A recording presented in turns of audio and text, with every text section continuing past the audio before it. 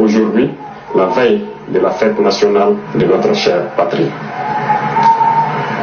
Avant tout propos, j'aimerais donc remercier le bon Dieu qui a fait en sorte que ce jour soit, et pour tous les bienfaits pour notre chère patrie durant toute cette année 2025. Et je continue de prier Dieu qu'il étende sa main sur notre patrie. Je rends un vivant hommage à toutes nos forces combattantes qui aujourd'hui, depuis plus d'un an, sont lancées dans une offensive audacieuse dans des territoires qui étaient autrefois considérés comme des bastions de l'ennemi et qui sont en train d'effectuer avec brio la reconquête de notre territoire. Plusieurs zones ont été reconquises en un mois où nos forces combattantes ont mis pied et s'y sont installées. Toutes les résistances ennemies qui sont opposées à nos forces ont été écrasées. Et nous n'avons connu aucune perte en vie humaine au cours de ces offensives, ayant que quelques blessés légers. D'ailleurs, ces blessés à qui je souhaite un prompt rétablissement et à tous les blessés de cette barbarie qui nous a été imposée. La souveraineté n'est pas qu'un mot, c'est un ensemble.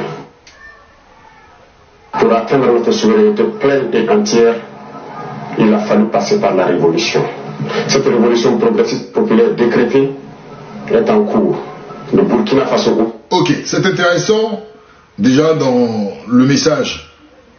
Un message qui commence d'abord par, d'accord, le spirituel, c'est-à-dire remercier la force invisible, comme d'autres le diraient, pour avoir permis à déjà Ibrahim Traoré et ceux qui sont en vie d'être en vie. À chacun sa spiritualité. Deuxième volet, il va directement les pieds dans le plat, il attaque le volet militaire. C'est cela en fait, le volet militaire. Et il indique qu'aujourd'hui, les forces burkinabées arrivent dans des zones où auparavant ils n'arrivaient pas. C'est intéressant. Troisième volet, il va sur la souveraineté. Et il indique quelque chose de très important. La souveraineté, ce n'est pas que des mots. On est souverain, on est souverain, on est souverain. Ce n'est pas que des mots. Ce sont des ensembles. Et ce sont ces ensembles-là que nous avons attaqués. Parce que c'est vrai que sur les panels, j'entends des gens souvent dire les panafricains, les gens sont cons. Et ils parlent aussi de la révolution. Le Burkina Faso, en dehors de l'AES, le Burkina Faso est dans une révolution. Le Burkina Faso n'est pas un État panafricain. Ils sont dans une révolution progressiste. Il faudra demander à Ibrahim Traoré ce que c'est que sa révolution progressiste. Mais il explique précisément, d'accord, ce qu'est son objectif dans cette révolution. Donc il parle de souveraineté dans des grands ensembles. Moi j'aime bien décortiquer, d'accord, j'aime bien décortiquer les messages pour comprendre ce qui est dit. On va écouter ces grands ensembles pour le Burkina. On est parti. Aujourd'hui est une vitrine, est un modèle. Nous sommes observés, les gens nous suivent et nous n'avons pas le choix que de réussir. Ça c'est un premier point. Il est conscient de l'engouement que cela suscite. Et je vais m'adresser à ceux qui parlent de panafricains et autres. Vous savez, aujourd'hui, la bouée de sauvetage, après le désespoir de la démocratie, écoutez-moi très bien, mesdames et messieurs, vous qui dites que souvent, oui, bon, voilà, c'est panafricains ou des militaires, des pseudo-révolutionnaires militaires, vous savez pourquoi ces gens-là, ces pseudo-révolutionnaires militaires et ces panafricains-là, on le vend en poupe? Je vais vous dire pourquoi. Mais parce que les hommes qui devaient incarner la démocratie n'appliquent pas la démocratie comme il se doit. La séparation des pouvoirs. Je ne cesse et me force de vous le dire. Il n'y a pas de choses parfaites. Il n'y a pas de monde parfait. Mais il faut que les pouvoirs existent de façon indépendante. Il faut que les pouvoirs... Quand on parle d'un pouvoir exécutif, par exemple chez vous en Côte d'Ivoire, le pouvoir exécutif, c'est l'affaire d'Alassane Dramane Ouattara. Parce qu'il est chef de l'État, il est aux affaires. Quand on parle du pouvoir législatif, normalement, c'est qui? C'est Big Togo et les députés, c'est Kandia Camara et les sénateurs. Ce n'est pas Alassane Dramane Ouattara qui donne des ordres à Big Togo et Kandia Camara. Est-ce que vous comprenez ce que je dis? Quand on parle du pouvoir judiciaire, le pouvoir judiciaire, c'est tout le corps, d'accord? Le corps des juges, magistrats et procureurs. C'est tout ce corps-là. Eux, ils n'ont pas d'ordre, ils n'ont même pas d'influence à recevoir du pouvoir d'Alassane Ouattara. C'est ce qu'on appelle la séparation des pouvoirs. À partir de ce moment, aucun pouvoir n'influence un autre. Ce qui veut dire qu'on va se baser exclusivement sur les textes qui régissent notre pays. Ça, c'est le B.A.B.A. J'ai vu un commentaire d'un monsieur qui dit « Je connais tout ». Absolument pas. Je ne connais pas tout. Si je connaissais quelque chose, tu penses qu'à ce moment précis, j'allais être là? Mon frère, j'aurais déjà trouvé les chiffres du loto et je me serais barré, d'accord, en pleine forêt gourou ou dans un campement où j'ai tout. J'appelle tous mes gars, par exemple, acheter, on s'assoit et on profite de la vie. Mais hélas, je ne sais pas tout. Je ne connais pas tout. Mais cela ne m'empêche pas de m'intéresser à des sujets. Et ça, c'est le B.A.B.A. Normalement, on doit l'apprendre même en sortant, avant même l'université. Ça, je pense qu'on apprend ça même. On apprend ça au collège. Et non, même pas au primaire. Hein, la séparation des pouvoirs. Moi, je l'ai appris, je crois, en classe de CM1. En Côte d'Ivoire. CM1. Ce que je dis là, c'est CM1. C'est CM1. Ok? Bon, après, je ne sais pas comment le niveau scolaire aujourd'hui en Côte d'Ivoire a changé. Mais pour revenir sur ce que je suis en train de dire, on nous a. Vous voyez, c'est pour cela. Les panafricains que vous appelez panafricons et les hommes en tenue, on le vend en poupe. Si c'était le cas, mais c'est les populations même qui allaient chasser les militaires qui viennent au pouvoir. C'est les populations qui allaient sortir pour chasser les militaires. Mais ils vont se vouer à quel saint? Hein? Ils vont se vouer à quel saint? Quand tu n'as plus, quand les trois pouvoirs sont réunis ensemble et tu n'as plus d'espoir, tu fais quoi? Tu fais quoi? Qu'est-ce que tu fais? C'est ça la question. Et ce point est très important dans nos pays. Nous tous on souhaite, je vais vous dire quelque chose. Avoir une vision pour son pays n'est pas une faute. Vous qui êtes parmi les 303 personnes là actuellement, et il y a des futurs hommes d'État, de pouvoir parmi vous. Il y a des futurs hommes, par votre cursus académique, par vos ambitions politiques. Vous avez le droit. Vous avez le droit d'ambitionner. Personne n'est né pour être président. C'est des bêtises, ça. Moi, je vous dis clairement, on ne naît pas on ne sort pas du ventre de sa mère pour... Et puis on dit c'est un président. Non.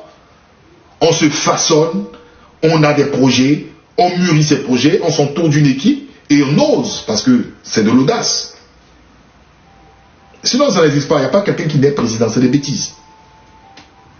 En monarchie, c'est évident, parce que si tu es issu, ton ascendant est roi, tu hérites, tu succèdes. Mais en démocratie, on n'est pas président, c'est des bêtises. Ceux qui vous disent il est né président, c'est des mensonges, c'est des conneries. Mais on se donne les moyens, avec son ambition, son audace, on prépare, on mûrit son projet. Le fils du riche comme du pauvre peut devenir président, à une seule condition, que la séparation des pouvoirs fonctionne. Et puis tout roule. Parce que quand on dit séparation des pouvoirs, il est naturel que la commission électorale indépendante fonctionne. On n'a même pas besoin même d'une commission électorale indépendante. Parce que tellement les pouvoirs sont séparés, le ministère de l'Intérieur peut organiser les élections. Vous voyez ce que je veux dire? C'est très important ce que je vous fais comprendre. Donc ce que vous appelez les panafricains, vous êtes la cause même en fait d'accord de ce que vous appelez les panafricains. Les gens sont exaspérés des partis politiques classiques. Ils sont exaspérés de ce qui est la classe politique classique. Mais naturellement, ils vont se tourner vers d'autres alternatives. Ils vont se tourner vers d'autres alternatives. Est-ce que vous comprenez? Donc, creuser au lieu de balancer comme ça, d'accord, aux gens, ah, les panafricains. Vous savez, c'est même méprisant de le faire. C'est même méprisant de le faire. Quand on a une éducation, c'est méprisant de le faire. Vous êtes censé savoir. Vous pensez que, d'accord, vous pensez que vous êtes intelligent. Vous comprenez comment le monde fonctionne. Normalement, quand tu es intelligent, tu te dis intelligent, intellectuel, ton but n'est pas de descendre ceux qui ne comprennent pas. Ton but est de tendre la main ou créer un point d'interrogation, ce qu'on appelle la problématique. Parce que la problématique fait réfléchir. Pour enseigner un individu, il y a deux manières. Il y a la pédagogie. La pédagogie, c'est d'enseigner, c'est de t'exprimer au face des gens. Ce n'est pas de mépriser les gens. On ne méprise pas plus petit que soi. On ne méprise pas celui dont on dit qu'il n'est pas intelligent. Tout le monde a droit de connaître ce qui se passe dans son pays. En passant de la vendeuse d'eau au plus haut gradé, au plus haut cadre. Tout le monde, nos parents paysans, eux tous, ils ont le droit. mais on s'adapte à son auditoire. Si on parle gros français, mon ami, à un moment, si tu descends dans un glo-glo, tu es obligé d'adapter ton discours en mouchia. C'est pas mauvais. Tout le monde a le droit de savoir. Donc, dis à ces gens-là, ces populations, que ce sont des panafricains, mais qu'est-ce que tu donnes même en fait? Tu méprises déjà les gens. Tu te comportes un peu comme ceux qui sont en costume, donc ils font la politique tous les jours. On ne sait pas ce qu'ils font, on ne sait pas quelle loi ils votent, on ne sait pas comment ils gèrent notre pays. C'est très important. Mais je dis ce débat doit être ouvert parce que il n'y a pas de cause sans effet. Il y a une cause à tout. Il y a une cause en toute chose. On ne naît pas milliardaire. Il y a des gens qui naissent milliardaires, oui, parce qu'ils sont nés des familles nantis. Mais qu'est-ce qu'ils ont bâti eux par la suite? C'est ça, on ne naît pas, on devient. Mais avant de devenir, c'est un parcours. C'est très important. C'est très très important. On va rester dans le thème pour ne pas que je me disperse. Malheureusement, vous savez, moi et le temps, c'est deux choses, c'est compliqué. Alors, on va écouter la suite de son discours. Les ensembles de sa révolution au Burkina, on va comprendre si c'est cohérent. On y va. Et j'ai ce plaisir de dire que nous sommes sur la bonne voie et que nous allons réussir. C'est pourquoi tous ceux qui se battent pour atteindre cette souveraineté, cette indépendance réelle, je les exhorte à continuer le combat. Et tous ceux qui étaient encore dans le doute doivent rejoindre le bateau et pouvoir conjuguer ensemble nos efforts. Tous ceux qui communiquent pour éveiller la conscience de nos populations doivent encore amplifier la communication, intensifier, redoubler d'efforts. Des exemples nous sont... Alors, c'est très intéressant, on va s'arrêter là. Il dit, nous allons réussir. C'est-à-dire que la réussite n'est pas encore acquise. Nous allons réussir. La réussite n'est pas encore acquise. Il y a d'autres qui diront, Ibrahim Traoré, c'est que le gros discours, il ne fout rien. D'accord? Maintenant, ce qui fera la différence, c'est de voir les actes posés et faire un bilan sur la gestion Ibrahim Traoré. Ça, c'est très intéressant. Parce qu'après le discours, tout le monde peut faire des appréciations. Il dit, nous allons réussir. Mais il vient sur un autre point. Il parle des gens qui communiquent. C'est-à-dire qu'il est conscient que les médias classiques, télévision, presse, radio, ne suffisent pas pour marteler, d'accord, le message de son projet. C'est ce que les gens, en fait, les politiciens appellent de la propagande. Est-ce que la propagande même, elle est négative? C'est ça. Parce qu'on utilise des mots, on croit blesser avec des mots. Non. Parce que même dans les milieux politiques, il y a des gens qui sont affectés dans des secteurs, dans des départements, pour la propagande. Dans les partis politiques classiques. Est-ce que vous comprenez? Les partis politiques classiques. Donc, on écoute la suite. C'est très intéressant. Sont donnés à travers le monde, à travers l'Afrique. Ces organisations africaines qui brillent par leur médiocrité, qui ont des comportements aux antipodes de l'honnêteté, qui ont des comportements aux antipodes de l'africanité, sont des exemples palpables qui doivent nourrir les débats pour pouvoir élever la conscience des jeunes. C'est un message qui s'adresse naturellement aux organisations que vous connaissez, SADC, CEDEAO, OUA. Il crache clairement sur ces organisations-là qui pour lui ne reflètent pas, d'accord, aujourd'hui l'africanité. C'est pour cela qu'on associe automatiquement les pouvoirs de l'AES au panafricanisme. Parce que il y a certains points qui semblent similaires, parce que les gens n'ont pas trop eu l'habitude de comprendre cela. Et il fallait franchir le pas parce que ces pays-là ont décidé de se retirer naturellement, d'accord, de l'espace CEDEAO. Ok? Ils sont pour l'instant dans l'espace UEMOA, mais aujourd'hui ils ne sont pas dans la CEDEAO. Est-ce qu'un pays peut s'en sortir en sortant de la CEDEAO? Quel impact la CEDEAO a véritablement en termes de bilan dans la vie de chaque Africain ou chaque État? Quel est l'apport? Ce sont des questions qui sont légitimes qu'il faut se poser. D'autres vous diront que la CEDEAO, oui, elle est comme ci, elle est comme ça, mais est-ce qu'aujourd'hui la Côte d'Ivoire peut s'en sortir sans la CEDEAO? Je dis naturellement oui. Oui, la Côte d'Ivoire peut s'en sortir sans la CEDEAO, parce que rien n'empêche la Côte d'Ivoire d'avoir des accords bilatéraux avec des États. C'est pas parce que la CEDEAO est une organisation qui a vu le jour, je crois, en 1975, mais avant la CEDEAO, d'accord, qu'est-ce qu'il y avait? Il y avait par exemple le Conseil de l'Entente, mais c'était pas tout le monde qui y était. Il y avait des accords bilatéraux entre États. Donc ça ne change absolument rien. Mais il faut faire un bilan. Celui qui travaille à la CEDEAO, qui a ses intérêts, vous dira que la CEDEAO c'est tout bénéf.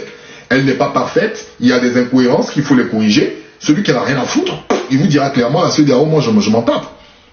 D'accord? Mais quelle est l'efficacité, l'impact réel de ces organisations-là dans notre vie de tous les jours? Le Burkina Faso, on a fait les frais. Le Burkina Faso lutte perpétuellement contre les terreaux. Est-ce qu'à l'époque, quand le Burkina Faso était au sein de la CEDEAO, vous avez vu la CEDEAO dépêcher au moins 300 forces spéciales pour aller lutter contre les terreaux? Ce sont des questions qui sont légitimes.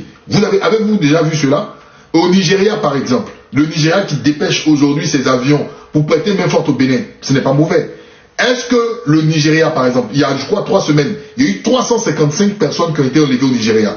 Mais on n'a pas vu les partenaires internationaux et bilatéraux se dépêcher. 355 personnes au Nigeria. Et ça, ce n'est qu'un jour, en une journée, 355 personnes ont été enlevées au Nigeria. Mais je ne vous dis pas ce qui se passe au Nigeria. Boko Haram, ce n'est pas seulement que Boko Haram. Aujourd'hui, la piraterie, aujourd'hui, le terreau sur les hommes, il y a l'impression qu'il y a un trafic, il y a un commerce qui s'est fait au Nigeria aux yeux et au su de tous. Mais personne n'en parle. Vous voyez, la CEDEAO ne dépêche pas les forces quand il faut. Donc, c'est des questions. Celui qui veut rester dans la CEDEAO, c'est son droit. Celui qui ne veut pas rester. Mais est-ce que nos organisations sous-régionales, est-ce que nos organisations continentales sont-elles efficaces? Non. Véritablement. On les entend sur les grands points. Les points sanitaires, on ne les voit pas. Crise, guerre, on ne les voit pas. Nos grandes crises, nos grandes guerres sont obligées, d'accord, en termes de réconciliation, se faire par exemple aux États-Unis, comme le cas de ce fameux accord fantoche entre Kagame, Donald Trump et Tshisekedi. C'est honteux.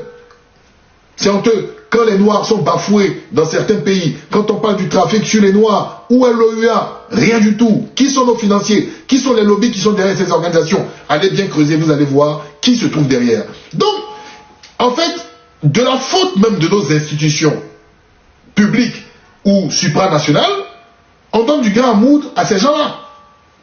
Quand Ibrahim Traoré parle, est-ce que c'est faux? On peut dire que c'est du populisme, mais dans le fond, est-ce que c'est faux? Est-ce que c'est faux? Ils sont jamais là au grand rendez-vous. Mais dans les moments où il faut se mettre ensemble, si derrière il y a la Grande-Bretagne pour la COP 28 ou COP 29, si derrière Trump convoque, vous allez les voir avec leurs costumes, leurs cheveux grisonnants. Mais au grand rendez-vous où on doit agir, ils et elles ne sont jamais là. Ces fonctionnaires sur le continent. Continuons. À tous ces opérateurs économiques qui avaient l'habitude depuis des décennies d'exporter nos matières premières et de réimporter des matières finies, je les exhorte à changer de logiciel, à comprendre qu'il faut industrialiser notre patrie. C'est là la souveraineté. Ça créera de l'emploi et ça nous permettra de transformer nos matières premières et maintenant devenir exportateurs des produits finis. Ok, c'est intéressant ce qu'il dit, parce que moi j'ai eu à voir la semaine dernière, je pense que ça a fait plus d'une semaine, quasiment 2 semaines. J'ai échangé avec un docteur sur une émission de télé qui est aux États-Unis. D'accord, je ne me rappelle plus de son nom. Et on parlait du budget de la Côte d'Ivoire. En 2026, notre budget c'est 17 365,2 milliards, à peu près si je ne me trompe pas. Mais en tout cas, on est dans les 17 000 milliards de francs CFA. Ok, 17 000 milliards. Et puis on échangeait sur l'efficacité, parce que quand on donne les grandes lignes budgétaires, il ne faut pas seulement regarder les grandes lignes budgétaires. Ça ne veut absolument rien dire. Le plus important, c'est ce qu'on fait du budget. C'est l'exécution du budget qui détermine. Parce que c'est quand on va exécuter le budget, d'accord, on va exécuter le budget, que le budget va agir sur les populations. Si tu dis à un Ivoirien, quelqu'un qui a Bloléquin ou quelqu'un qui a Tafiré, par exemple, ok, merci, 17 350,02 milliards, à Tafiré, tu lui dis, ah, ton gouvernement a pris 17 000 milliards. Qu'est-ce qu'il en a à foutre? Lui, c'est l'impact de ces 17 000 milliards-là qui va faire. Il va dire, ah, ils ont bien fait. Est-ce que vous voyez? Ah, ils ont bien fait de mobiliser les 17 000 milliards. Ceux qui sont des économistes et autres, ils vont dire, oui, c'est bien, en termes de trucs, il y a un budget. Mais quelle est, en termes d'exécution, l'efficacité de ce budget? C'est ce qu'on attend. Ok, 1700 milliards au niveau de l'éducation nationale, près de 700 milliards au niveau de la défense, quasiment 1000 milliards au niveau, je crois 400 ou 500 milliards au niveau de la défense, et quasiment 900 milliards au niveau du ministère de l'Intérieur. C'est beau. Mais qu'est-ce que ça fait en termes d'impact dans la vie de tous les jours? Et vous savez, c'est quoi? L'industrialisation. Nous, Africains, je pense que quand les gens disent que nous sommes maudits, je ne sais pas si nous sommes maudits. Je ne sais pas si on a signé un accord secret quelque part.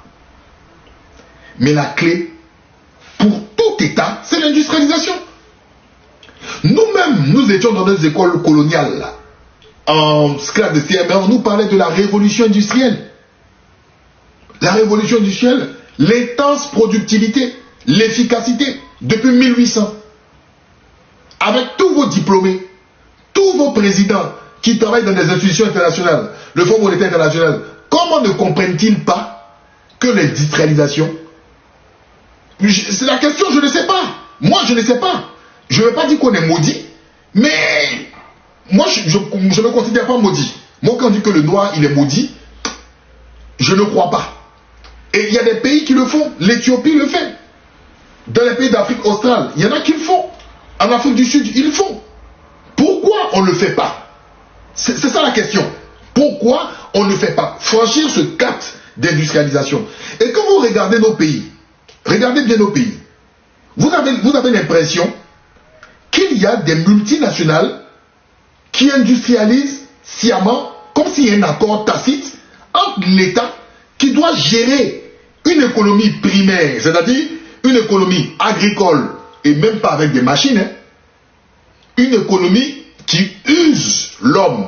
Parce que comme vous utilisez la machette, la daba et autres, ça use, ça fatigue, il y a une pénibilité. Donc qui crée naturellement une sorte de mortalité de nos populations. Et regardez, regardez nos pays là, comment ils sont construits. Bon, je prends mon pays, la Côte d'Ivoire, parce qu'il y a des pays qui ont l'eau. Moi, je dis, la construction de la Côte d'Ivoire n'est pas une pensée ivoirienne.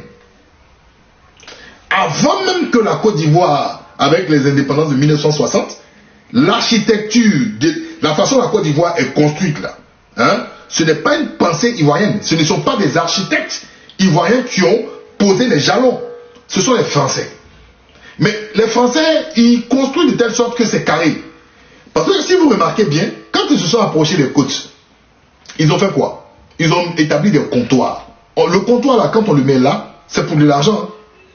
Le comptoir là, quand on met un comptoir, c'est pour l'argent. Les Blancs sont venus faire de l'argent. Oui, la colonisation a fait des morts et autres, mais le but principal, c'est l'argent. Comment ça s'appelle? Voici un commentaire, le commentaire le plus drôle. Si le Qatar est industrialisé, tu penses que le Qatar, là, hein, va bien te renseigner sur le Qatar et tu vas comprendre. Qu'est-ce que tu entends par industrialisation? Je ne sais pas ce que vous comprenez par industrialisation. Vous croyez que quand on parle d'industrialisation, c'est forcément avoir des industries dans tout le pays? C'est ça l'industrialisation? L'industrialisation, c'est juste en fait d'accord de pouvoir accroître la productivité de ta matière première principale par des outils technologiques. Allez regarder sur le Qatar.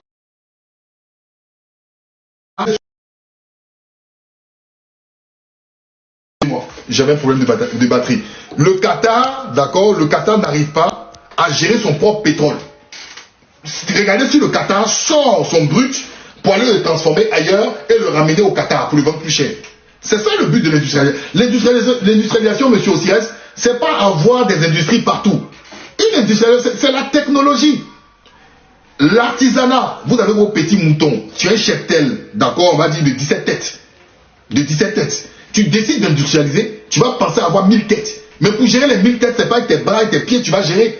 Les 1000 têtes, tu es obligé d'inclure, d'accord, une industrie, je dis une technologie qui va te permettre de pouvoir gérer ton cheptel de 1000 têtes aussi facilement. Tant dans la production, tant d'accord dans l'alimentation des bêtes, tant dans la conservation et autres. C'est ça. Il n'y a pas d'autre secret. Il n'y a même pas d'autre secret. Vous allez loin, vous allez tant. C'est ça. Maintenant, je reviens. J'ai dit nos pays là, comme la Côte d'Ivoire, ils ont mis les comptoirs. Après le comptoir, ils ont mis un pont flottant. Ils ont mis un pont flottant, ils ont mis les bases du port. Mais c'est clair. Leur but n'était pas, les Blancs, leur but n'était pas de venir t'apporter une industrie. Leur but est de prendre la matière première. Mais qui fait la matière première? C'est l'homme.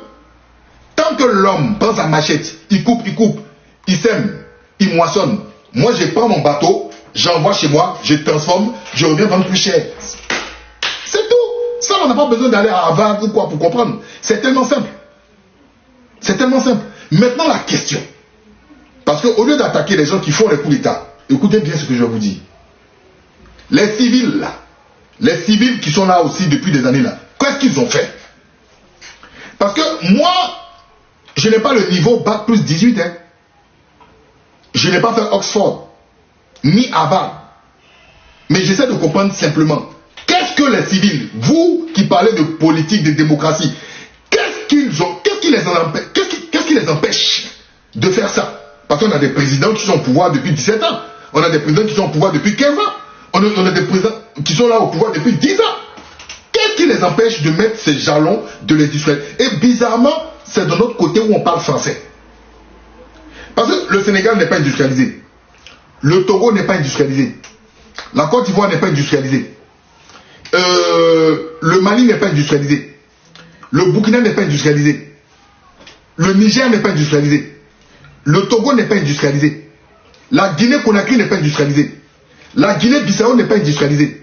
Le Cap-Vert n'est pas industrialisé. Vous voyez comment ça fait honte? Vous voyez comment ça fait honte? Vous voyez comment ça fait honte?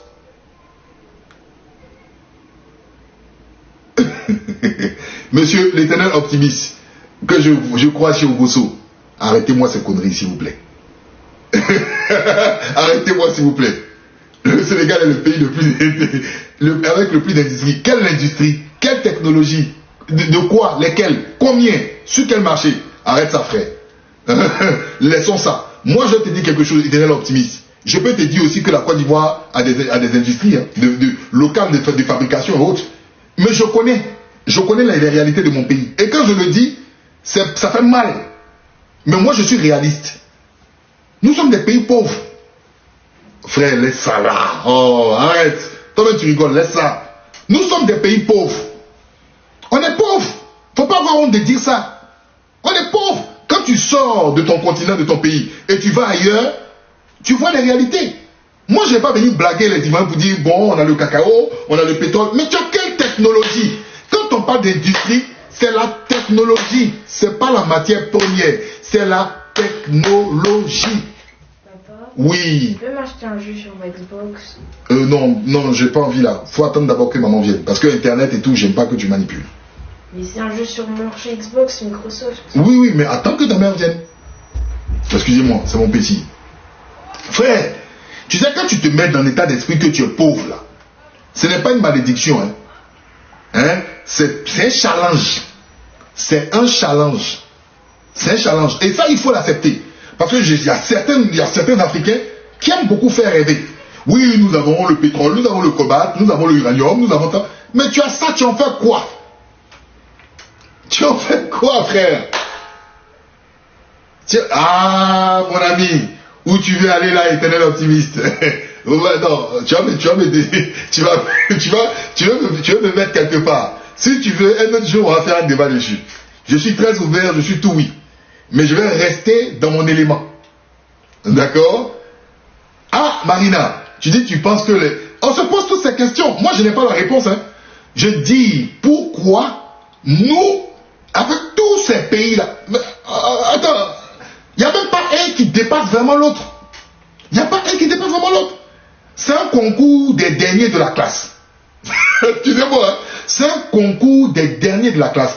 Quand j'entends des pays tels que la Côte d'Ivoire rigoler sur la Guinée, rigoler sur le Burkina, je me dis, mais est-ce qu'on est conscient?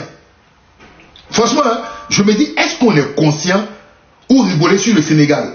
Je me dis, est-ce qu'on est conscient de cela? Je ne sais pas quoi. Ou le Mali. Normalement, on ne peut pas, on peut pas rigoler, on peut pas se moquer de... Je ne veux pas. Parce qu'on n'a pas franchi ce cap-là. On n'a pas franchi ce cap. Et très peu de nos hommes politiques, regardez bien dans leur discours, très peu de nos hommes politiques abordent ce volet. Sauf dans les discours de campagne politique ou dans les discours de la fameuse fête d'indépendance. On nous parle toujours d'une industrialisation, d'une compétition, d'un jour on va connaître l'industrialisation. Mais ce n'est pas un défi. Et tant que ça, on ne mettra pas ça dans notre tête, je vous dis que c'est mort. Tant qu'on ne mettra pas ça dans notre tête là, je vous dis que c'est mort.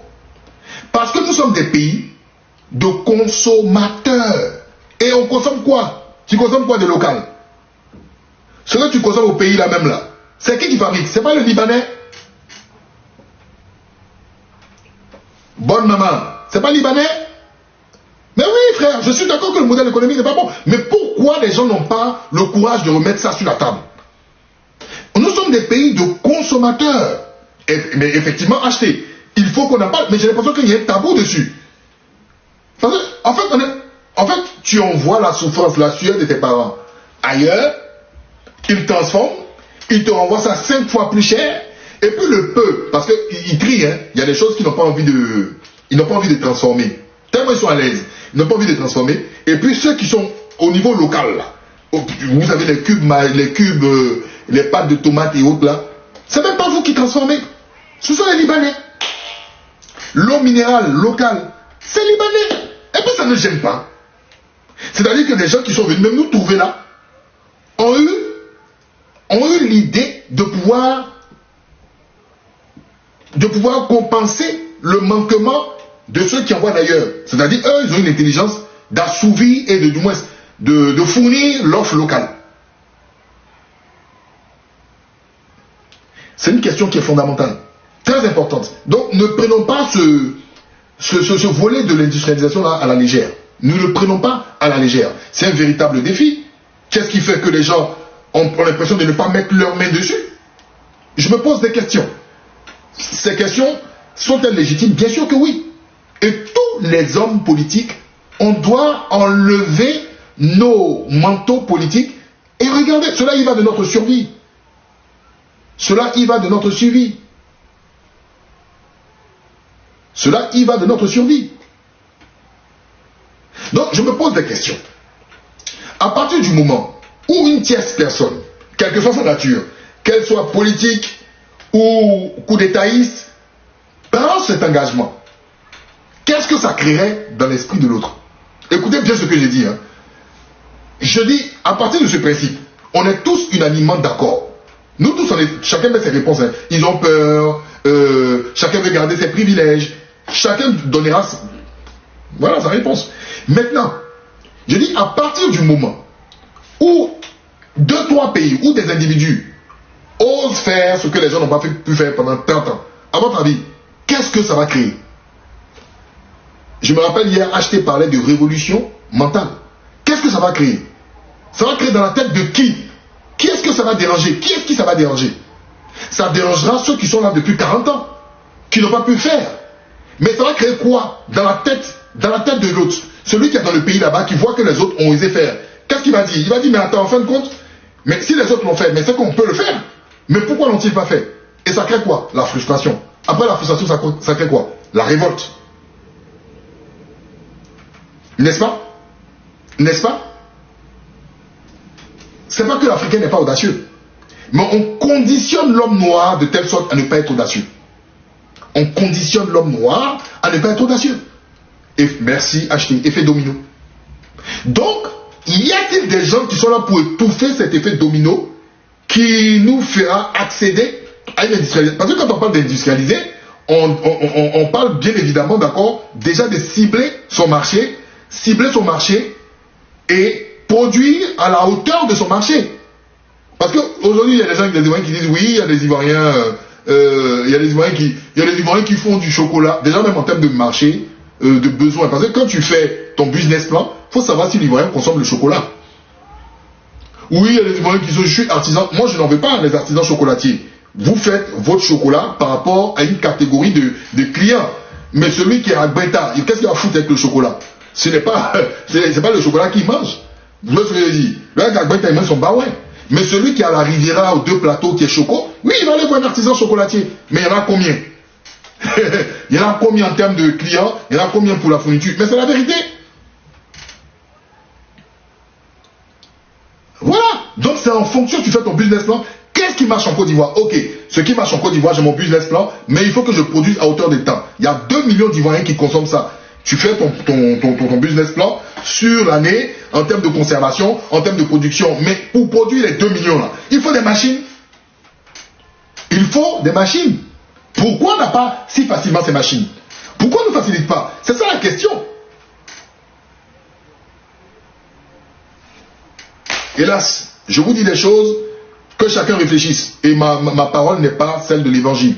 Je tiens à vous dire, ma parole n'est pas celle de l'évangile, ma parole n'est pas celle de la Bible, ma parole n'est pas celle de vos croyances. Où est-ce que je veux dire?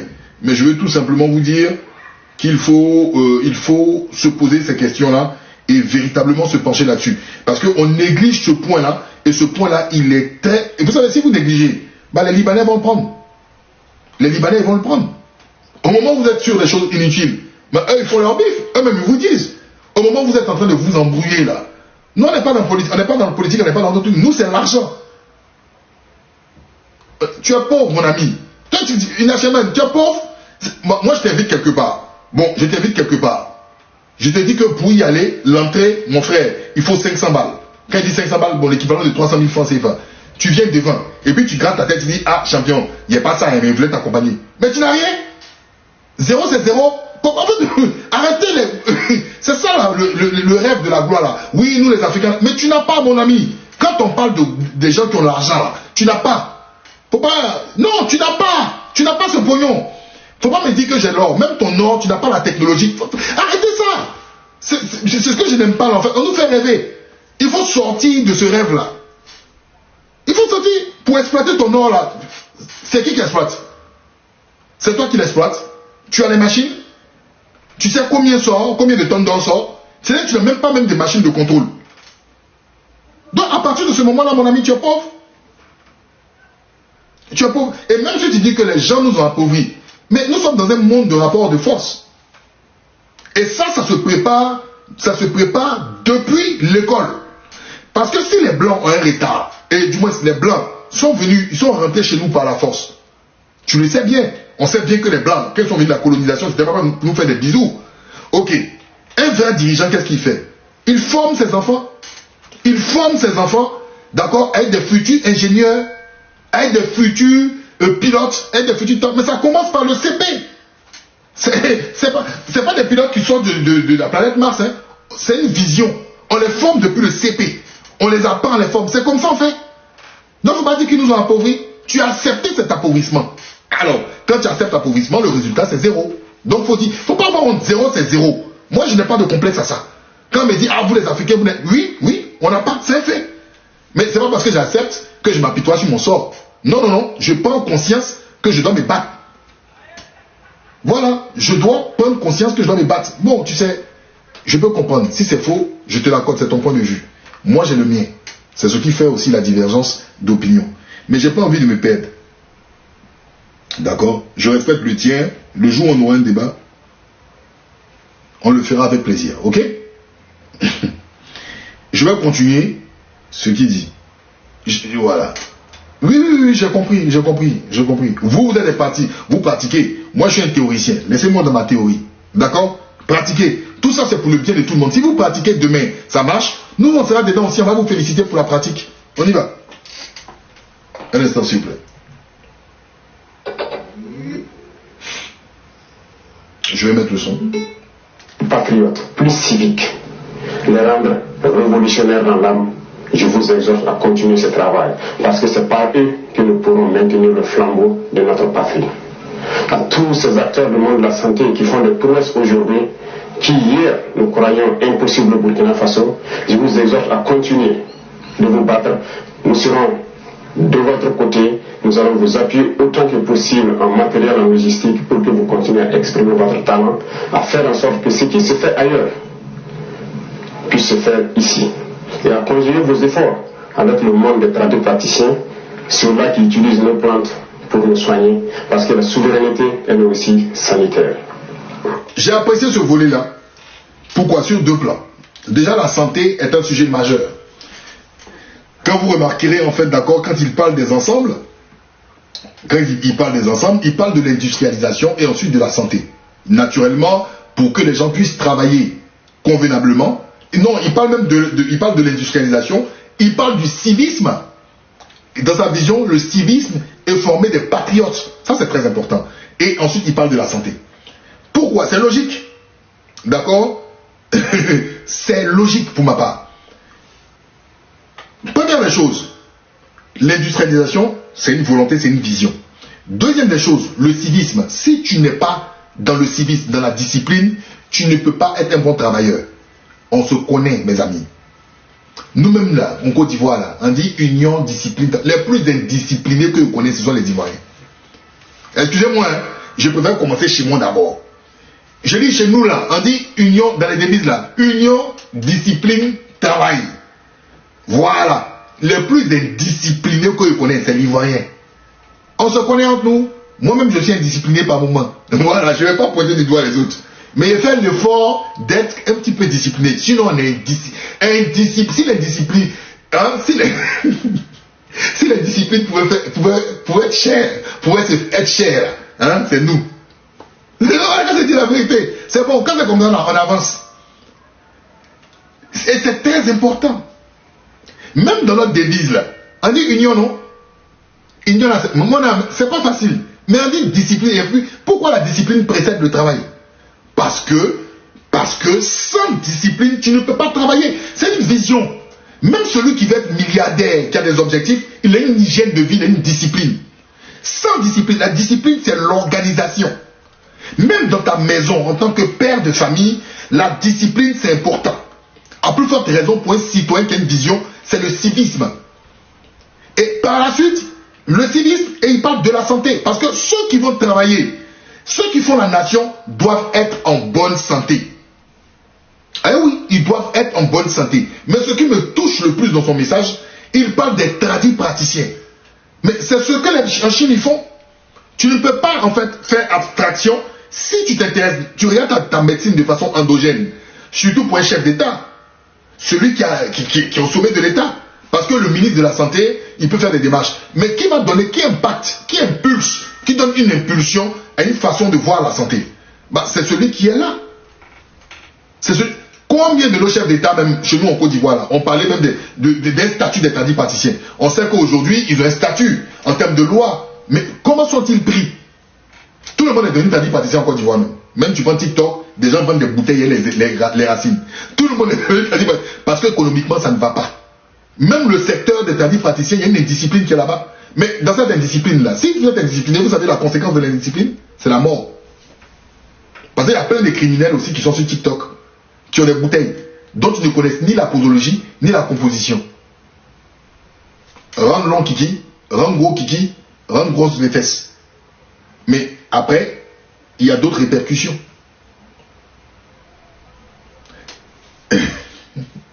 Wikipré, je n'étais pas en train de dire ça, je dis exactement.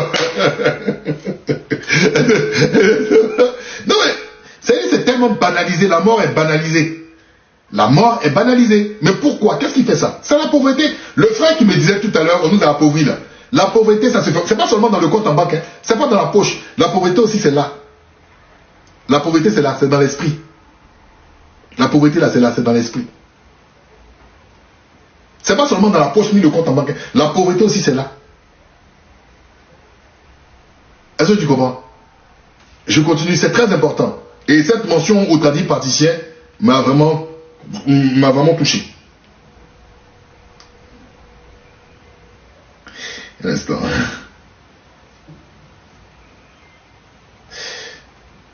Un instant. Ok. Voilà, excusez-moi. Donc, on va continuer. À tous ces acteurs du monde agricole qui ont compris le sens de notre combat, qui accompagnent dans l'offensive agro-pastorale, nous vous rassurons que nous ne ménagerons aucun effort pour que vous puissiez continuer à donner le meilleur de vous-même, pour que cette souveraineté alimentaire que nous souhaitons tant puisse être une réalité et pour toujours. Quiconque parle de souveraineté ne peut pas tendre la main pour continuer à demander à manger. La nourriture, à l'époque, moi je me rappelle, quand on était petit, au primaire, on nous parlait, parce que dans les années 70, il y a une période de sécheresse. Il y a une période de sécheresse. Donc, à l'époque, Houphouët-Boigny avait mis, dans les années 80, 82, 83, ils avaient sur l'autosuffisance alimentaire. Ça figurait même dans les livres des sciences. Pour les anciens qui s'en souviennent, c'était même un volet même dans le livre de géographie, je crois géographie ou sciences, je ne sais plus. Mais c'était même une leçon, c'était une rubrique, l'autosuffisance alimentaire. L'autosuffisance alimentaire. D'accord? Mais quels sont les résultats du ministère du riz? Nous sommes en Côte d'Ivoire, nous sommes les premiers. Je crois que c'est le ministre Sangafoua qui avait impacté le... Hein, c'est là Sangafoua. Ouais, je crois que c'est Sangafoua qui était le ministère du riz. Ils ont vu un ministère du riz sur 3 ans, on devait avoir des résultats, j'en ai parlé. Rien du tout. Gaussou Touré. Gaussou Touré, c'est Gaussou Touré. J'ai cru que c'était Sangafoua, c'est Gaussou Touré. Mais pourquoi? Parce que, vous savez, ça peut vous dire, on est dans un système, quand vous réfléchissez, on est dans un système pervers, mafieux, excusez-moi de dire ça, qui arrange des gars qui sont dans le pays. Imaginez-vous qu'on ait une autosuffisance alimentaire en Côte d'Ivoire. Mais ceux qui vendent le riz, ils vont faire comment? Regardez bien, les exportateurs de riz, ils vont faire comment? Ceux qui ont créé leur supermarché, qui vont acheter auprès de nos producteurs locaux, là, ils vont faire comment? À votre avis, pourquoi nos marchés de nos mamans, là, les marchés des femmes gourous, tout ça, là, ils sont en train de raser? C'est un système. En fait, quand tu t'assois, tu te rends compte en fait que c'est un système qui est pervers. C'est un système vicieux, pervers. Il faut le comprendre. Mais c'est ça aussi, parce que, vous savez, quand nous on parle à visage découvert, là, moi je peux vous dire, il y a des membres de ma famille qui me regardent là, qui au début même peut-être n'ont pas cerné mon discours, ils ont dit, mais, tiens, la Côte d'Ivoire est déjà gâtée, tu vas aller t'exposer, pourquoi, et puis ça va jouer sur ta vie, et tu es conscient des risques que tu prends. Pourquoi tu es têtu, tu n'écoutes pas? Mais, c'est plus fort que, c'est un appel, c'est même pas un appel, c'est un devoir, mais c'est pas tout le monde qui a l'audace de venir se mettre devant une caméra, et je respecte le point de vue de tout un chacun.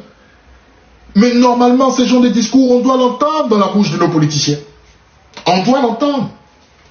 Pourquoi sont-ils silencieux sur des éléments qui sont fondamentaux? Tu ne manges pas, tu ne vis pas. Est-ce que la Côte d'Ivoire est un pays désertique? C'est pas un pays désertique. Si Ibrahim Traoré parle de souveraineté alimentaire au Burkina, mais on est plus béni naturellement que le Burkina. Mais pourquoi nos hommes d'État ne viennent pas parler de souveraineté alimentaire? Vous regardez, il y a des... En fait, quand vous voyez le discours et puis vous comparez à chez vous, vous voyez qu'il y a plein de gens autour qui gravitent. Comme s'ils empêchent les Ivoiriens de s'épanouir. Parce qu'il faut qu'ils nourrissent leur compte en banque. En fait, on a l'impression que l'Ivoirien est dans un paradis et puis des gens viennent, ils attrapent comme ça les éléments du paradis là. Et puis ils disent, allez danse, fais le bouffon. Non, si celui-là veut te dire la vérité, fais tout pour le casser. En fait, c'est vilain quoi. Parce que je me dis que des gens qui sont dans des situations naturelles plus compliquées que nous, osent déjà en parler. Mais nous, c'est des sujets même qui ne nous intéressent pas. Ce sont des sujets qui ne nous intéressent pas. Hélas, hélas.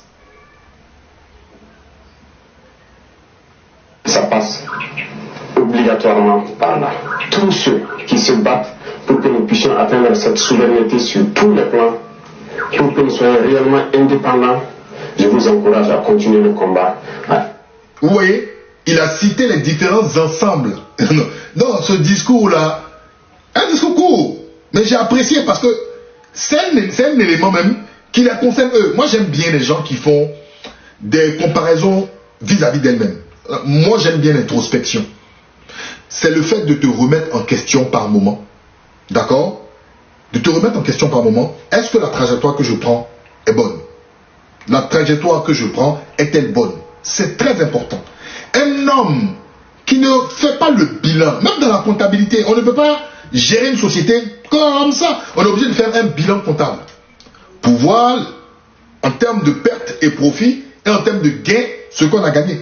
Les recettes, les dépenses. Ça, c'est naturel. Et je peux vous dire que la vie même est une comptabilité. Ta vie, là, c'est une comptabilité. Donc, par moment, tu dois te remettre en question. Tu introspectes. Il a dit quelque chose. Il a cité les différents éléments.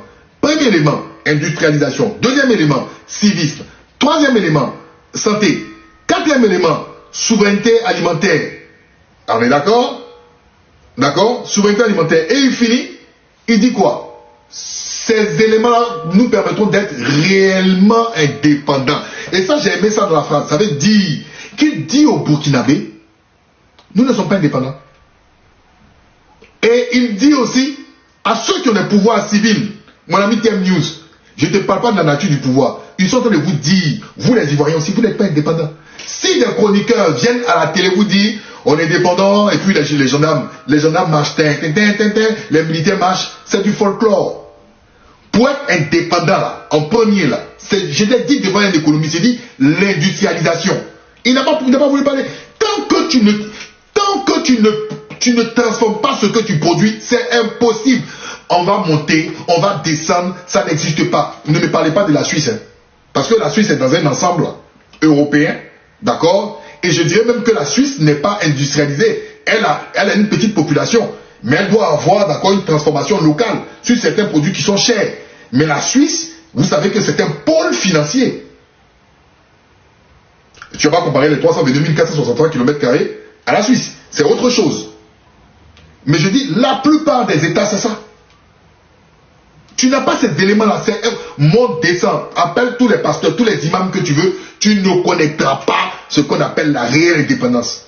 Parce que le jour où tu importes ton riz, ça vient de l'étranger.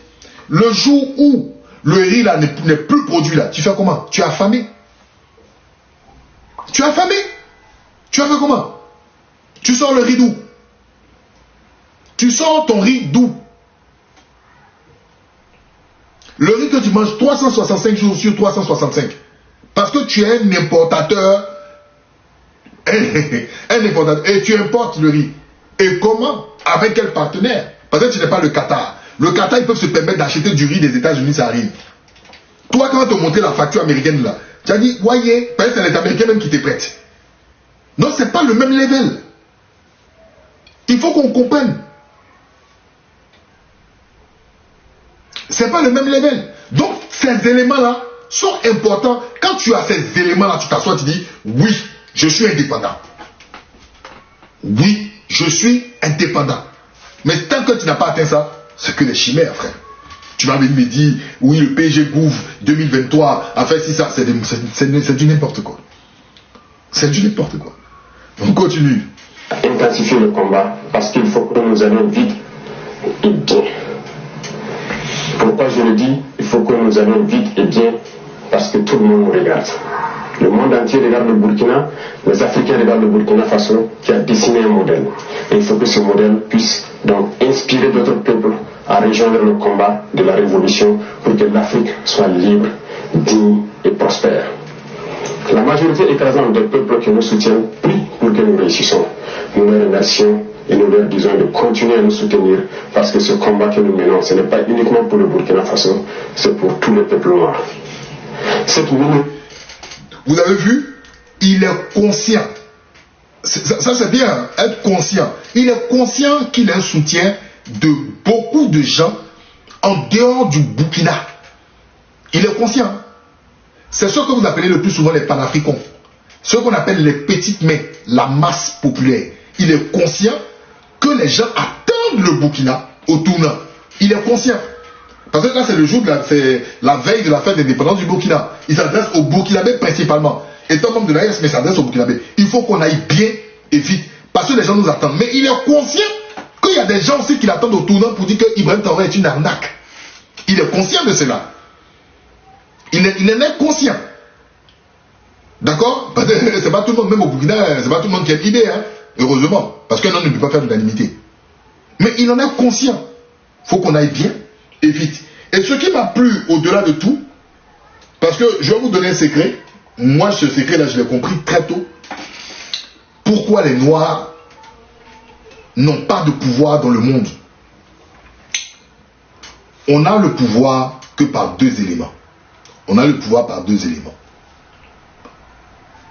Dans ce système capitaliste, les armes et l'argent. Les armes et l'argent. Et c'est pour ça que les Américains se targuent d'être dédiés qu'ils sont la première puissance. Qu'est-ce que la Chine a fait? La Chine aujourd'hui, qu'est-ce qu'elle fait? La Chine possède l'argent. Mais la Chine fait tout pour s'armer autant plus... Et elle s'arme même discrètement.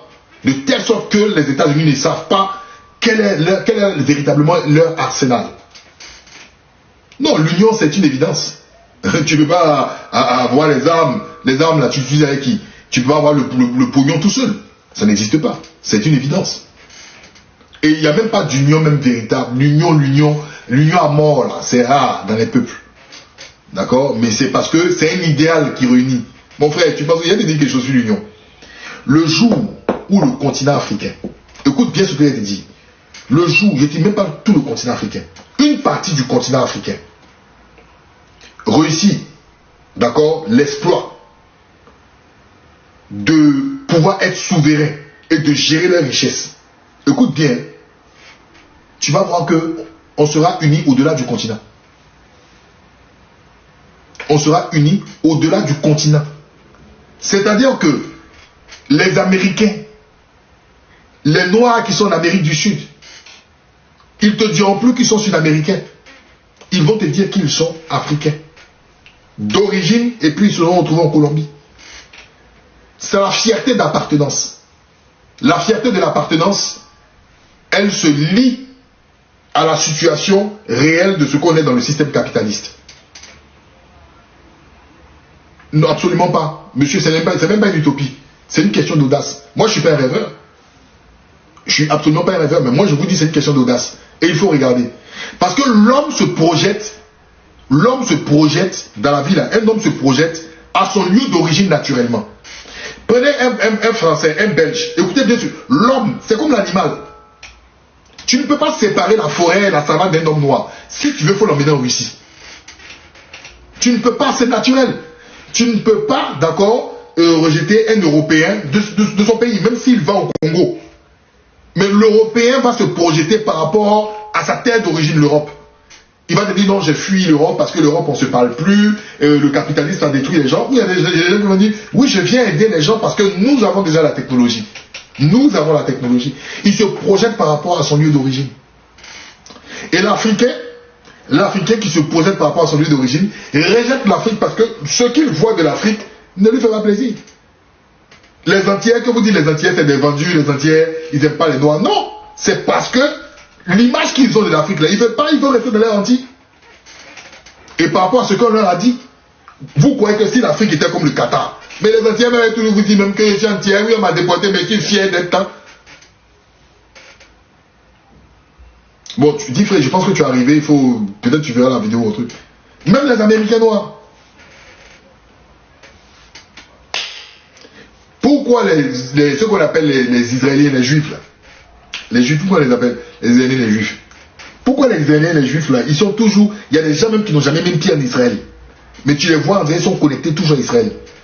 Elle qui part, ils sont toujours pas à miser pour Israël et autres. Ouais. Parce que eux là, même quand ils prennent la Bible, hein, leur Bible, on leur dit David, Jacob, et puis ils regardent dans la réalité, ils se disent ils sont puissants. Mais ça impacte l'homme. Oh, nous on dit non, on est des sorciers, on n'a rien fait. Non, mais je vous le dis véritablement, hein, ça impacte l'homme. On est des sorciers, bon, on n'a rien fait, bon, c'est un dictateur qui est là, hein, il y a élection, les gens meurent, hein, on t'appelle même pour dire lui il est mort parce qu'il avait mal à la tête, on avait besoin de 1000 francs pour l'envoyer à l'hôpital. En fait, c'est un conditionnement psychologique. Et si tu ne fais pas le travail là, pour casser, tu es foutu. Est-ce que vous comprenez? C'est un conditionnement psychologique.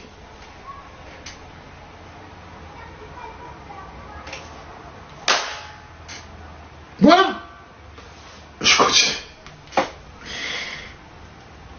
Minorité qui est encore perdue, égarée, qu'elle soit au sommet des États, ou bien ces populations qui n'ont pas encore compris, qui continuent à prier pour que nous échouions, nous leur disons merci, parce que leur haine nous permet également de continuer le combat et d'aller de l'avant. Et j'espère qu'elles comprendront un jour revenir à la raison et pouvoir se débarrasser de ces gènes de l'esclavage, les tiennent. Le combat contre l'impérialisme, le néocolonialisme et toutes ces manifestations se mènent tous les jours que Dieu fera. Et c'est intéressant, parce que c'est qui l'impérialisme? C'est quoi l'impérialisme? Avec tout ce que je viens de vous expliquer, en donnant l'exemple sur la Côte d'Ivoire. Mais dans ton assiette, l'impérialisme est là. C'est ce que Thomas Sankara disait. Tu ne transformes rien. Tu ne transformes rien. C'est ceux même qui sont venus à leur bateau là, qui ont fait leur pont, leur comptoir là. Ils sont partis. Mais ils te disent que le cacao qui vient de Bloléquin, faut envoyer, tu te transformes. Ce que tu manges, les pâtes, tu ne transformes rien. Tu cherches l'impérialisme, C'est pas une affaire de dire non, Bill Gates, regarde ton assiette. C'est avec toi au quotidien. Regarde tes assiettes. Ça ne veut pas dire qu'il ne faut pas manger. Mais il faut être conscient de ce que tu manges pour que toi-même tu oses ce que tu manges.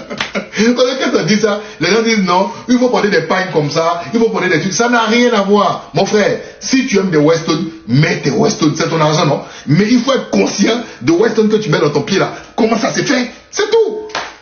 Donc arrêtez de caricaturer. Arrêtez de caricaturer. Mais l'impérialisme se trouve dans notre assiette. Ça, je vous le dis. Dans notre assiette. Ne cherchez pas. C'est pas un sorcier qui est caché. Il se trouve dans notre assiette. Tu t'assois, tu mets 1 heure, tu sciences, tu regardes.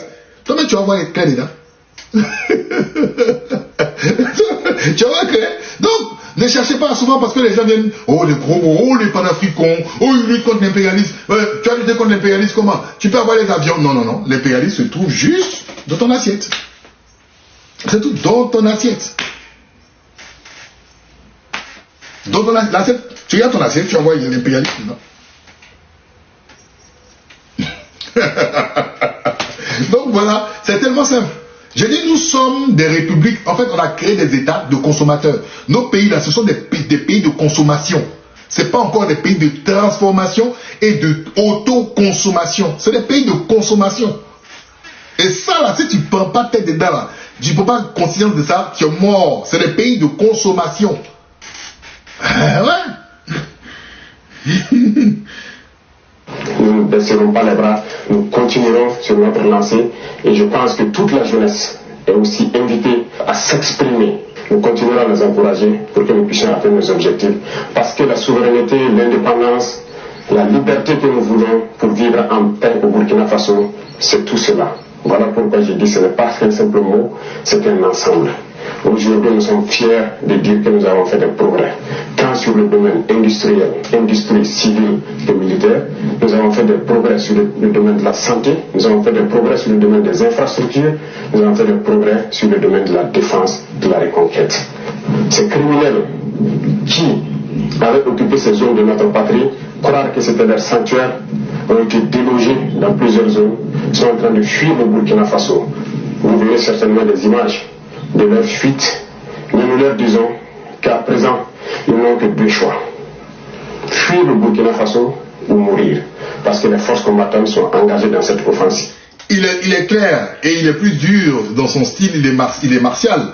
Vous avez vu dernièrement, je crois il y a 3 semaines ou 2 semaines et demie, la peine de mort est revenue au Burkina.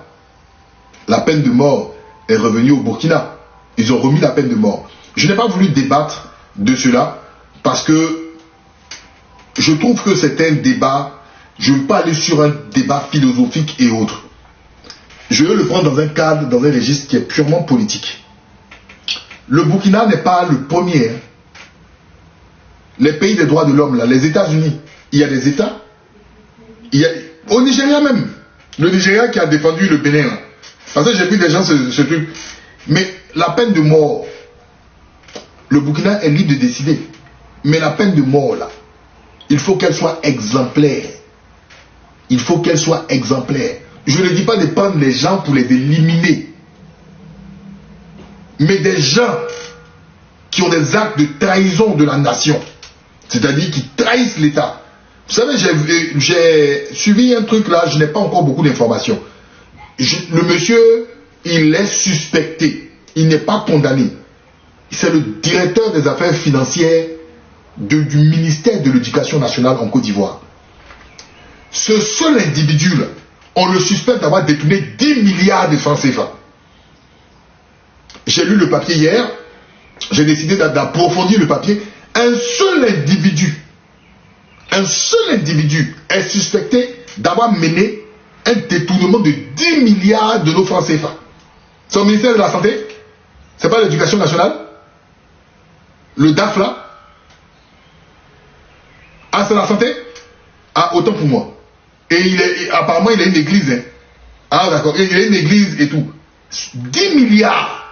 Quand j'ai regardé ça, j'ai dit, mais attends, je tombe des nues. 10 milliards. Bon, ce gars-là, pour l'instant, on le suspecte. Mais s'il est aux arrêts, ce gars-là, il a fait peut-être 20 ans. Ah, voilà, on dit qu'il était DAF à l'Éducation nationale. Ben, merci. L'éducation nationale, DAF, voilà, moi j'ai lu, c'était l'éducation nationale. Il était DAF à l'éducation nationale aussi. Ok, donc je ne me trompe pas. Ce gars-là, dans le jeton qu'il a volé là, il va arroser. C'est 20 milliards. Ah, bon. Arroser à la chaîne. Et le ministre, il a fait les 2 ministères. Ok. Et il était décoré en 2024. Et le ministre ose parler d'une caution des directeurs des affaires financières. Le ministre dit, il a expliqué d'une certaine manière en parlant d'une caution. Mais la caution là, elle n'est pas équivalente à 1 milliard. La caution des DAF. Ah, frère, attends. Mais lui là, tu vas voir s'il a tout pris là. Il a pris peut-être 10 ans ou 5 ans. On va parler de ça et puis à un moment, on oublie. Et puis le gars, tchoup, il disparaît. Il a une peine là qui est là, symbolique, mais il est quelque part au calme. Mais là, vous donnez raison à Ibrahim Traoré. Même si la vie d'un individu n'est pas l'équivalent des 100 milliards, mais quand même, on peut pas jouer. Et des pays pauvres. Des pays pauvres. Et lui, c'est un qu'ils ont pointé du doigt. Mais imaginez. C'est pour ça que je dis aux frères, vous qui êtes les chantres de la démocratie, je vais vous... La CEDEAO, vous savez ce que la 20 milliards peut faire au sein de la CEDEAO? 20 milliards là, vous savez ce que ça peut faire pour aider la CEDEAO? Vous avez entendu quelqu'un de la CEDEAO parler de 20 milliards là? Vous avez entendu quelqu'un de la CEDEAO parler de 20 milliards? 20 milliards. Je ne dis pas millions. Je ne dis pas 200 millions. 20 milliards pour un individu à pointer du doigt. Vous avez entendu la CEDEAO parler de ça? J'aimerais bien entendre la CEDEAO puisque c'est la communauté des peuples. CEDEAO parle jamais des choses comme ça. Hein? Nos amis de la démocratie, c'est des sujets comme ça là. On veut vous entendre. Laissez les coups d'État et les coups d'Étaïstes. Maintenant, vous les démocrates, vous qui êtes sains, vous qui êtes bien, vous qui comprenez le développement, vous qui avez compris les choses, vous qui haïssez les panafricains, on veut vous entendre parler des choses. On veut vous entendre parler de ça. C'est l'argent du contribuable. 20 milliards. Mais quand c'est comme ça, on ne vous entend pas. On ne vous entend jamais. Mais si c'est pour venir faire les grandes phrases. Oui, bon, les élections, on doit faire les élections. Mais attendez. Il y a quelque chose qui ne tourne pas rond. On est sur la communauté des peuples, la CEDEAO. Communauté des États de l'Afrique de l'Ouest. Mais on ne les entend jamais sur ce genre de sujet. Le jour où j'entends la CEDEAO se prononcer sur la mauvaise gouvernance et autres, là je peux croire en cela. Parce qu'une communauté, qu'elle soit économique, pour que l'économie soit viable, il faut une bonne gestion de l'État, dans tous les sens du terme. Et ça c'est dans nos pays là. Nos pays là, c'est dans nos pays là, nos pays francophones. Il faut aussi dans les pays anglophones. Mais leurs institutions arrivent à gérer tant bien que mal. Mais dans nos pays francophones, on aime les gros discours. Mais ceux qui portent des costumes sont pires que les autres. Donc on fait comment? On fait comment? Oui, les kidnappés nigériens même. Mais la CEDEAO, souvent, quand c'est comme ça, la CEDEAO n'envoie jamais des forces spéciales ni des avions. Moi, souvent je me pose des questions. Il y a quelque chose qui ne tourne pas rond en fait. J'ai l'impression que les gens font semblant. Bon. Après, on va te dire que non, tu es dans la théorie du complot. Mais quand tu regardes, c'est gravissime. Hein? Bon. Et puis, le discours ferme. Lui, il ne veut pas négocier les terreaux. Soit vous fuyez, soit c'est la mort. C'est clair. Il faut de la fermeté. On ne négocie pas avec un terreau. Parce qu'on a sensibilisé à la télé. C'est soit vous fuyez, soit c'est la mort. Et ça va continuer. Nous allons poursuivre jusqu'aux limites de nos frontières et sécuriser le Burkina Faso pour que le Burkina Faso vive en paix, se développe, soit prospère, soit un modèle qui inspire les autres nations. Je vous souhaite une très bonne fête d'indépendance dans la sobriété bien sûr, que ce soit une occasion de réflexion, de pouvoir discuter, d'échanger, de communier pour réfléchir à l'avenir de notre chère patrie et pour que le Burkina Faso soit un modèle. Vous avez compris? Et ça, j'ai aimé cette fin-là. Il dit, célébrer dans la sobriété. Mais ça doit être un moment de réflexion. Dans vos familles, avec vos amis. Vous savez, quand tu es pauvre, là, ton devoir, c'est de devenir riche. La pauvreté là, ce n'est pas une malédiction. Et la richesse là, ce n'est pas la richesse que vous voyez seulement comme l'argent sur le compte en banque. C'est l'intellect. Il faut être riche là intellectuellement. Il faut être riche là. Il faut côtoyer les bonnes personnes. Il faut apprendre. Parce que quand on est riche, même en sagesse, on s'enrichit en sagesse. Quelqu'un qui n'est pas sage, si vous lui donnez de l'or, il ne valorisera jamais cet or-là. Est-ce que vous comprenez? C'est ça la richesse. Mais dans les pays francophones, on vous a complexé à accepter votre pauvreté. Vous aimez être pauvre. Vous aimez être pauvre. Quand quelqu'un dit, j'ai l'ambition, je vais être riche, allez dans les familles, vous êtes assis un pauvre et puis il y a un qui se lève et dit, moi je vais être milliardaire. On dit, ça là, il veut faire peut-être amour, sacrifice ou quoi. C'est-à-dire, on te tue. C'est-à-dire, tu as des bons projets, mais ils te tuent dans le projet. Tes sorciers te tuent. Non, mais rigolez pas, ils te tuent dans le projet. Toi, comme ça, là, tu vas être milliardaire. Ça là, tu vas voir. Et même quand ton business fonctionne, on dit, mais lui, là, je suis sûr qu'il a tué quelqu'un. Mais c'est ça. C'est ça. Il te tue dans le projet. Or, il n'est pas mauvais d'avoir de l'ambition. Mais il faut te former. Il faut te former. Il faut être patient. Et puis, naturellement, si tu sèmes, naturellement, tu sèmes, tu vas récolter. Il n'y a pas de tricherie dans ça. Il n'y a pas de tricherie. Mais les francophones, et ça je le dis même chez les blancs, hein, les blancs n'aiment pas. Quand tu es riche, c'est-à-dire chez eux là même là, quand ils te regardent d'une manière, ils te regardent, ils n'aiment pas, ils aiment pas ça. Il ne faut pas avoir de complexe à parler des richesses. Moi je le dis ici, moi contrairement aux autres jeunes, je n'ai pas de complexe. Mais ça dépend de comment tu as acquis ta richesse. Comment tu as acquis ta richesse? Comment tu as acquis ta richesse mentale, intellectuelle? Comment tu as acquis? Tu as bâti ton empire. Est-ce que c'est mauvais de bâtir un empire? Non, c'est cet esprit d'aigreur, de sorcier. Hein? C'est cet esprit-là qu'on a déporté, puis on a envoyé ça chez nous. C'est ça. Mais quand il parle de France, c'est ça, c'est la France. Donc même quand tu dis que tu es ambitieux, tu as pas mis les gens, tu dis, ah non, on n'est pas indépendant, moi je vais être souverain. Mais regarde tes gars en bizarre, on dit, regarde ce sauvage-là. Toi, tu vas être quoi? C'est toi qui connais tout? En fait, le conditionnement. On est dans le conditionnement. Le conditionnement. Et ça agit sur tout. Des esprits conditionnés. La santé est conditionnée. Ton humeur est conditionnée. Ton environnement est conditionné. Et puis, tu es là, tu tâtonnes. Tu tâtonnes. Même tes idées. Parce que tu es étouffé, tu es conditionné. Et donc, quand tu rayonnes, quand tu espères, quand tu dis que oui, moi je pense que je peux, mais tes pires ennemis, c'est ceux qui te ressemblent. C'est ceux qui te ressemblent là. Ben, ils disent que toi tu es qui? Depuis combien de temps c'est comme ça la condition? Et toi tu dis que tu as venir changer. Tout c'est là. C'est un état d'esprit. Tout se passe là, c'est la clé. Vous croyez que quoi, il n'y a pas du sang qui coule dans ses veines? Il ne va pas aux toilettes comme vous? Hein? Il ne mange pas comme vous? Il mange par ses orteils? Mais parce qu'il a compris. Avec le noir, il faut être audacieux. Avec le noir, il faut oser, il faut casser les côtes. Lui n'a pas attendu d'aller voir. Lui il a dit, ma vision c'est comme ça. Les gens vont te trouver arrogant, ils vont te trouver hautain. Mais laisse, c'est ta semence qui va parler pour toi. C'est le fruit de ta semence, ta moisson qui parlera pour toi. Laisse ça, tu n'as pas besoin d'avocat. La nature va témoigner pour toi. Depuis le Burkina est tombé, c'est la catastrophe. Les Burkinabés meurent de faim. Ils font des SOS. Il fait son bonhomme de chemin. Et c'est ce qu'il faut. C'est ce qu'il faut. Et c'est ainsi que le monde fonctionne.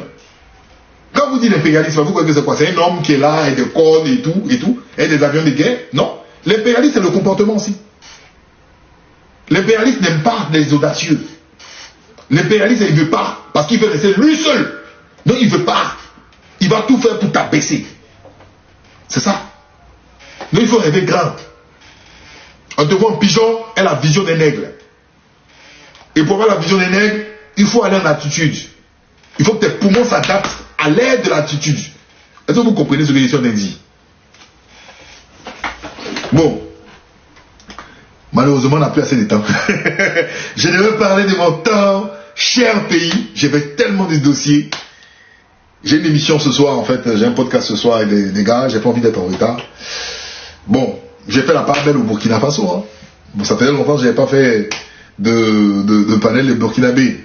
J'espère que ça vous a plu et ceux que ça pas il y a des Burkinabés qui n'aimeront pas ce que j'ai dit, c'est normal. C'est la vie, that's life. Mais bon, le Burkina Faso et l'AES ont été à l'honneur. Hein? Donc, attends.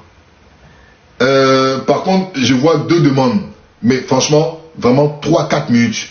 3 minutes, même 3 minutes rapidement pour ceux qui veulent intervenir. 3 minutes, pas plus. Parce qu'après, il faut que je bouge. D'accord? Pas que j'ai pas envie de vous entendre, hein, mais mon temps il est vraiment short.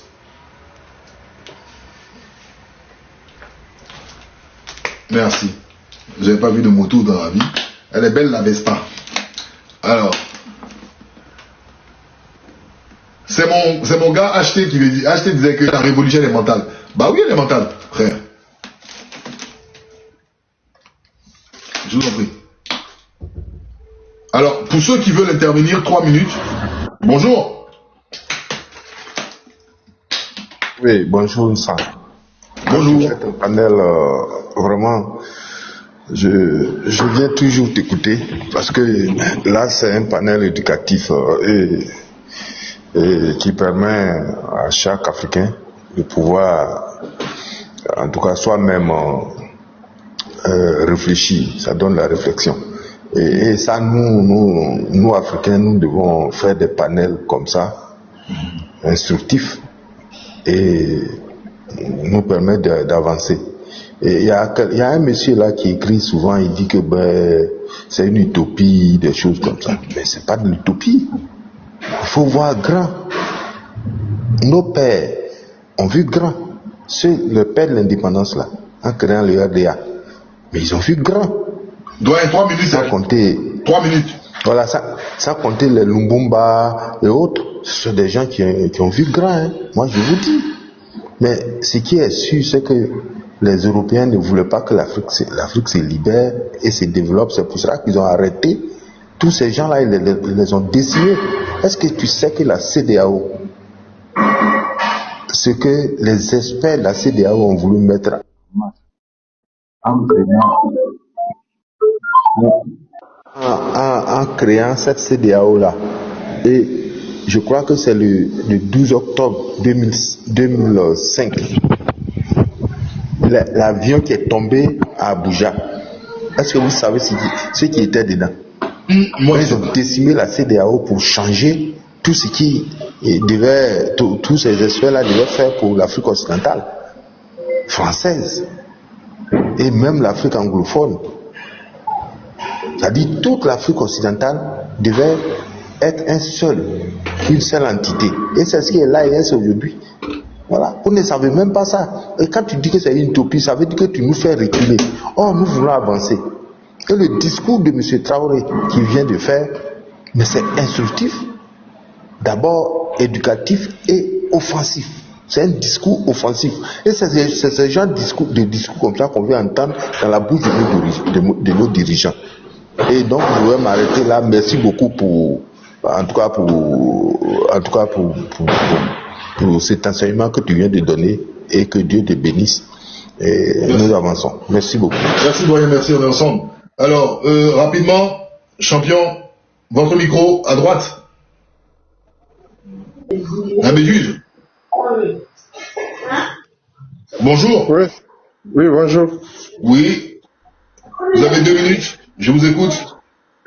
D'accord, d'abord, le sujet c'est quoi? Puis j'ai vu le panel. Ça parle du développement de l'Afrique, voilà. Je voudrais comprendre le sujet. Le sujet, non, ça. J'étais en train de faire une analyse sur le discours d'allocution d'Ibrahim Traoré, président de la fête nationale du Burkina Faso. D'accord. Ouais. D'accord, c'est son discours. Il faut que je précise, d'abord, je suis burkinabé. Ah, super. Ouais. Donc, son discours, en tout cas, c'est ce que nous voulons. Et il a dit tout dans le discours, l'essentiel, voilà. C'est un discours vraiment qui motive, que vraiment, je peux vous assurer que, voilà, Le peuple est très fier de lui et il est vraiment envié, voilà. On souhaite que ça pour, voilà, ce genre de président pour tous les pays africains, quoi. Ah, donc ça veut... Bon, je peux dire, un président avec la même vision, quoi. Un président qui aime son peuple, qui est vraiment à l'écoute, voilà. Vraiment, nous sommes un pays en guerre depuis 10 ans.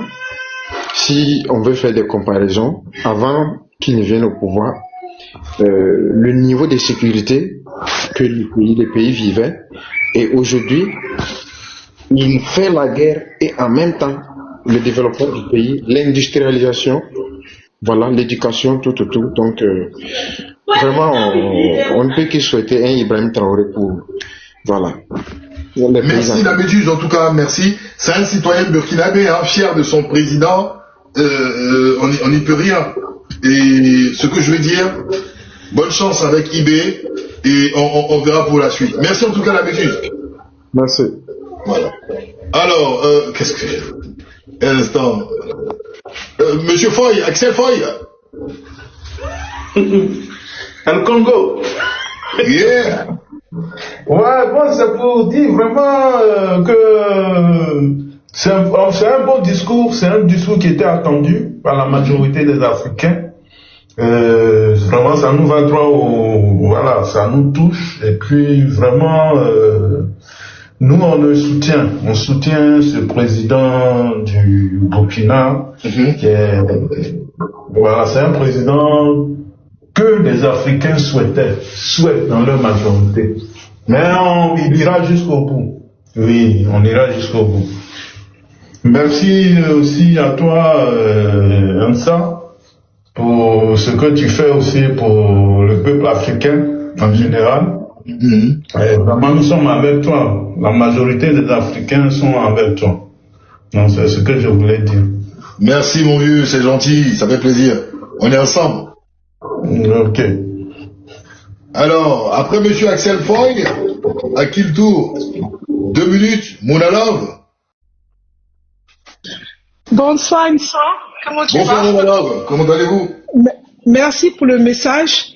Moi, je voulais juste dire à tous les Africains qui t'écoutent, hein, que c'est pas tout ce que tu as dit là, c'est pas parce qu'on ne sait pas, mais il faut avoir une volonté de le faire, parce que l'industrialisation, on en parle, tout le monde en parle, hein, mais c'est la volonté au juste de pouvoir le réaliser.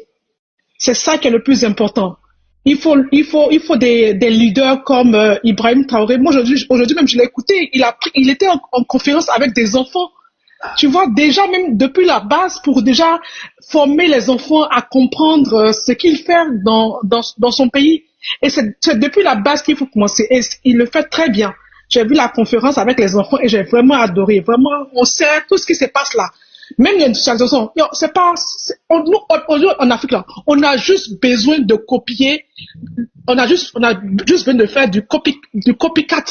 Parce que c'est déjà fait. Les gens ont créé des machines, les gens de la technologie, c'est juste qu'on doit juste prendre la technologie et puis la refaire chez nous. Donc vraiment, je crois que c'est vraiment un truc qui ne sera pas peut-être difficile, parce tout est déjà là. C'est juste on doit faire du copycat et bien le faire, c'est tout. Donc vraiment, j'invite les Africains à avoir l'envie de changer les choses. Parce que si on n'a pas l'envie, on va toujours parler, mais on ne pourra jamais rien faire. Et merci encore pour ton débat, et puis bonne chance, et puis bonne émission. Merci beaucoup. Et bonne chance à tous les Africains du monde entier. Merci pour ton beau message. Alors, on va écouter Monsieur Junior. Monsieur Junior, en 2 minutes. Ok, bonsoir à tout le monde. Bonsoir. Au fait, pour moi j'ai monté juste pour saluer. Et puis, vous avez tout expliqué, hein. Voilà, tout a été clair.